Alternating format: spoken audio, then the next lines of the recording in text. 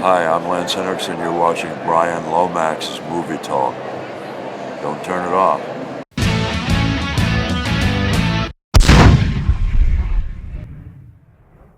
Hello there and welcome to my review of Never Say Never Again. That's right, it's the return of Sean Connery in the role of James Bond, Agent 007. This film is basically the result of a load of legal wranglings between the makers of the original franchise and Kevin McClory, who claimed that he owned the rights to all the story material from the Thunderball movie that was made. Eventually he won his court case, bizarrely, and decided to make his own film version of the franchise. The important thing is to assess whether or not this film deserves to sit within the pantheon of all the other Bond films.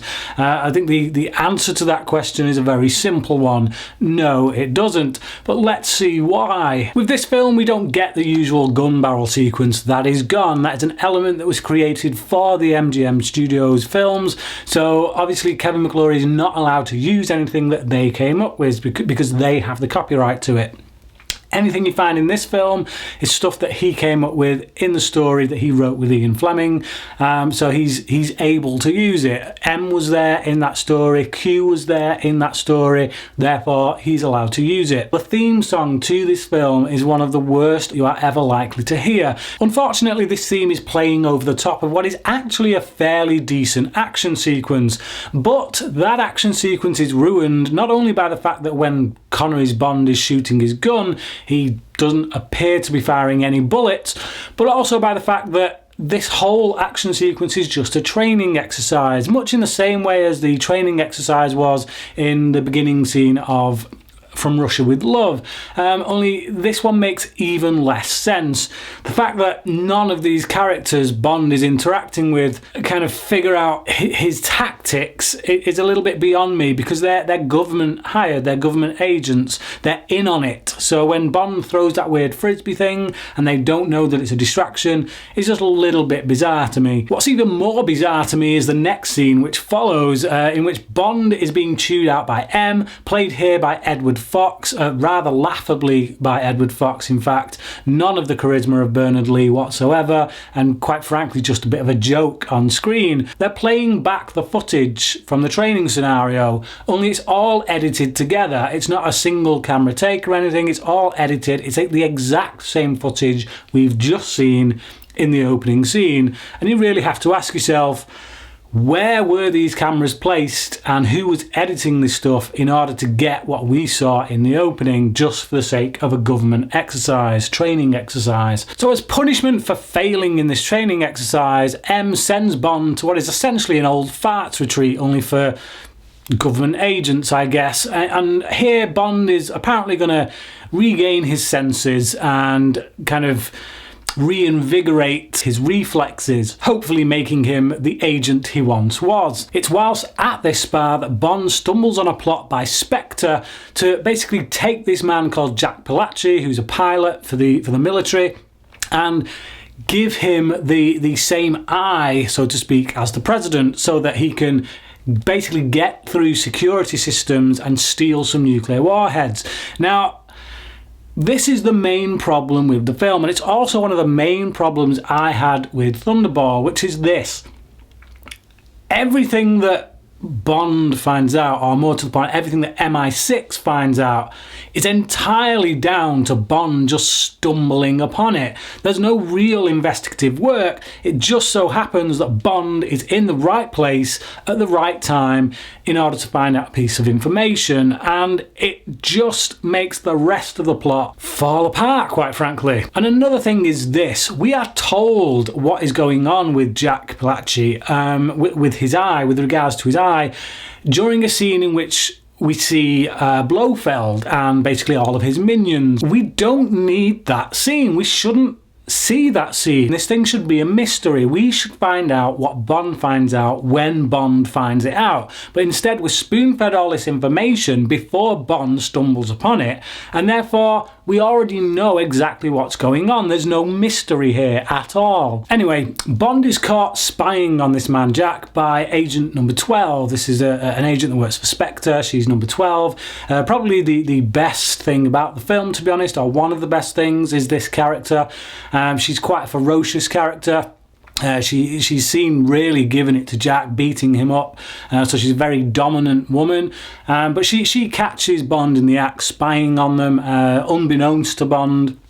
And as a result, they send a hitman after Bond, and what ensues is a pretty long fight sequence, but it's so slow and plodding that for the most part it's just not that entertaining. They try to inject loads of little moments of humour in it, but it just doesn't work. It isn't funny. From here we see Jack carrying out Spectre's plan. He steals the nuke, and then number 12 bumps him off. She makes it look like a car accident, which brings me to another kind of sore point on the film. If she's trying to make it look like a car accident, which she does quite nicely, why does she then afterwards blow up the car?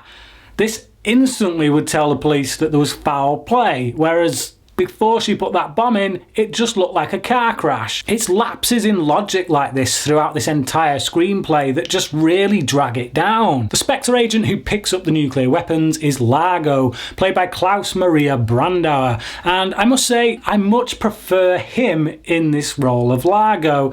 I can't remember who played him originally in Thunderball, but here I think he's a much more evil kind of character. We get more of a sense of this guy being a bit of a sadistic sort. He's not very wooden. He doesn't come across like he's got a stick up his backside. So I like the performance here by Brandauer. I think he does the character justice. It's just a shame he's in this film. Once Spectre is in possession of the nuclear weapons, they then deliver a threat to the United Nations Council, or whoever they are, World Council, and it is Blofeld who delivers that threat. Now, Blofeld here is played by Max von Sydow. I've got nothing particularly against him in this role, but for me he doesn't really create much of an impact. He doesn't seem that threatening to me as, say, someone like Telly Savalas, and even he to me wasn't that great a Blofeld. So Bond is put on the case to find out where these nuclear bombs have been taken, and thanks to the knowledge that he stumbled upon with Jack Pitachi, and also by looking in Pitachi's room and finding a matchstick book that links to Largo, he kind of puts two and two together and figures that actually Largo is obviously the man he needs to be looking into. Aboard Largo's boat, we find that he's kind of holding captive Domino, who is Pitachi's sister, hence the reason he was doing what he was doing for Spectre. Domino in this film is played by Kim Basinger. I think she does a really good job with the material she's given. She's not given a right lot, granted, but what she is given, she's able to do a lot with. And I think Kim Basinger is somewhat an underrated actress on the whole. So before Bond goes on his mission, he takes a little detour to Q Branch, where we meet, well, Q, this time played by Alec McGowan. Now, Q is a character I've never really liked in the series. If it's a choice between Desmond Llewellyn or this guy, actually, you know what? I think I'd probably go with this guy. He's a little bit Cockney wide boy, but I like him in the role for what he delivers. He gives Bond some tools, and then Bond is on his way. When Bond reaches the Bahamas, he meets his contact there, Nigel Smallfawcett, played by Rowan Atkinson. And man, oh man, is this character annoying. Atkinson in this, I guess like everything, treats it as comedy. I imagine that's why they brought him in, but it's so misjudged. It just stinks up the place. These scenes are painful to watch. The first time I watched this, I didn't even pick up anything that the character said because I was just so annoyed by him. I had to actually go back and find out what his dialogue was and try and tune into it somehow and cut through this annoying performance by Atkinson. After this, in again what seems like coincidence, number 12 from Spectre just happens to bump into Bond. She seems to spot him. She's doing a spot of skiing, and the look on her face tells us that actually it's a surprise that she sees him there. So she goes and makes his acquaintance and introduces herself as Fatima. She takes Bond out to sea to help him do a bit of scuba diving, a bit of fishing, so to speak. Now, this clearly is so that she can get him to one side and have him assassinated. But it just feels a little bit convoluted to go through all these lengths when, quite frankly, once she's got him on the boat, she could just put a bullet in his head.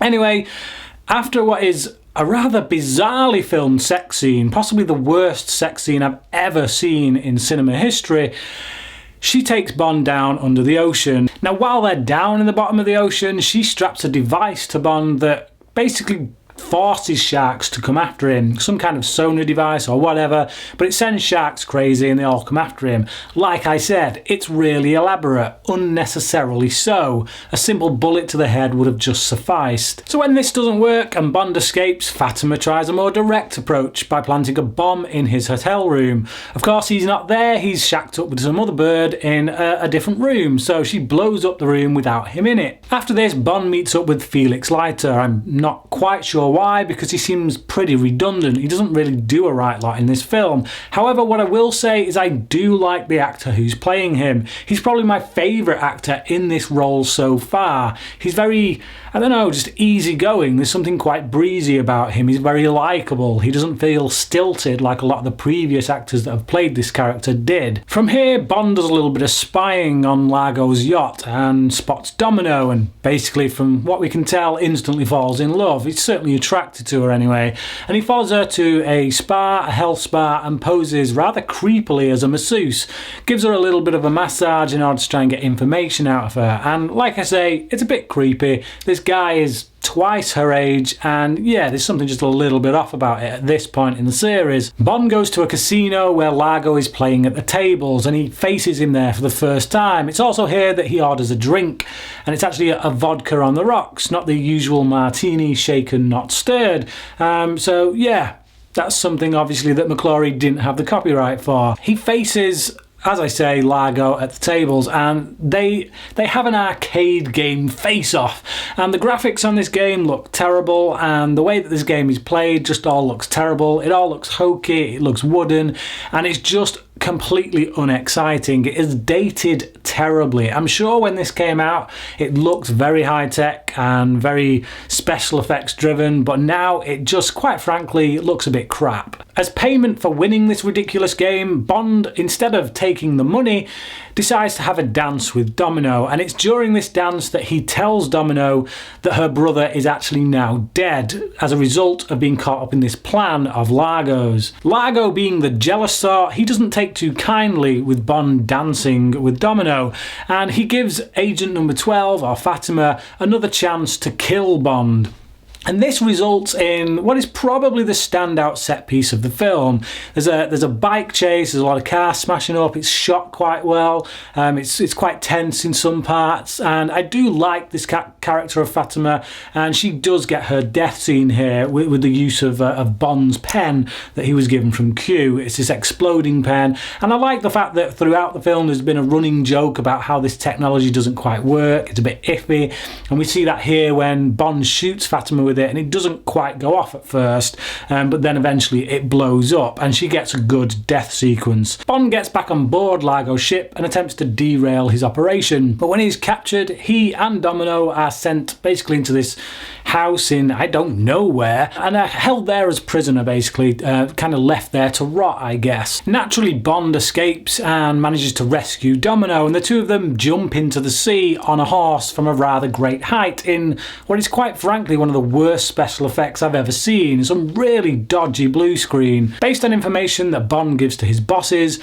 one of the bombs that is in Largo's possession is actually retrieved, so that's the bomb in Washington. So Bond is sent to find the last one. Before he goes on this mission, obviously he kind of says goodbye to Domino, and we're supposed to buy this kind of big romance, almost like love between them, and I don't really buy it at all. There's never really been anything in this film to suggest that these two would be so in love with each other. Using a necklace that Largo gave to Domino that had a map on it, Bond tracks down the whereabouts of Largo and the last nuclear weapon, and he goes there with Felix, and basically there's a big shootout, the typical kind of finale to any Bond film in which all the bad guys are all dressed the same and they're all getting shot and things blow up, and basically it's a little bit flat, to be honest. There's not a great deal of action at the end of this film. There's a fairly nice looking set that's been built. It's certainly no Ken Adams set, but it kind of does the job all right. But my main problem with this final act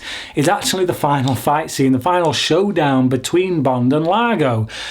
Bond pursues Largo underwater as Largo steals this nuclear weapon, and At one point, Bond is fighting Largo, and you can't even tell who this guy is. I swear, I was watching this thing. Largo gets killed eventually by Domino, and it was only at that point that I realised, actually, is that who Bond is fighting right now? That's Largo? Seriously? He's just taken out the main villain of the film, and I didn't even know about it? Because honestly, watching it, this guy could have been anybody. It could have just been some lackey, one of Largo's hired hands. So it's so anticlimactic that, yeah, it's just a real dampener on what is actually a lame film to begin with. So it does not go out with a bang at all, but definitely a whimper. The final moments of the film are just as equally terrible. We get the return of Rowan Atkinson's character, who I've just found annoying throughout, and we get a wink towards the screen from Sean Connery, and it just doesn't play well at all. And over the top of that, we get the return of the Never Say Never Again theme song by who I don't know who it is. I didn't bother to check when I did this review because I just don't care. So to sum up this film, what can I say? It's got some decent villains in it. I like Fatima. I like Largo, this particular iteration of Largo.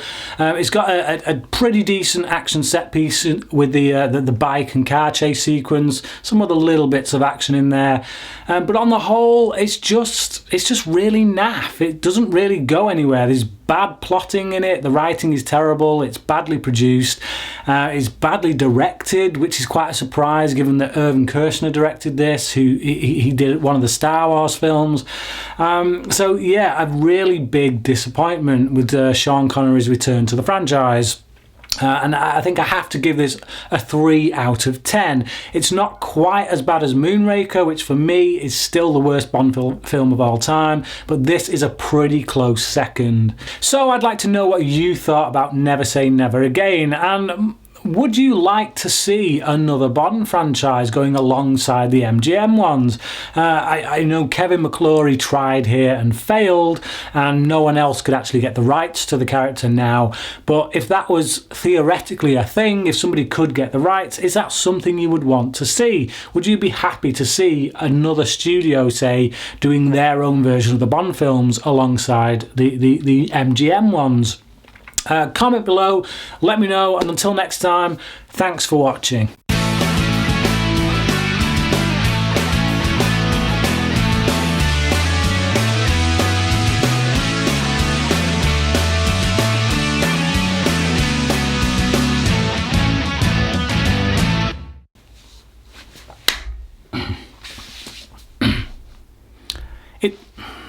You bollock.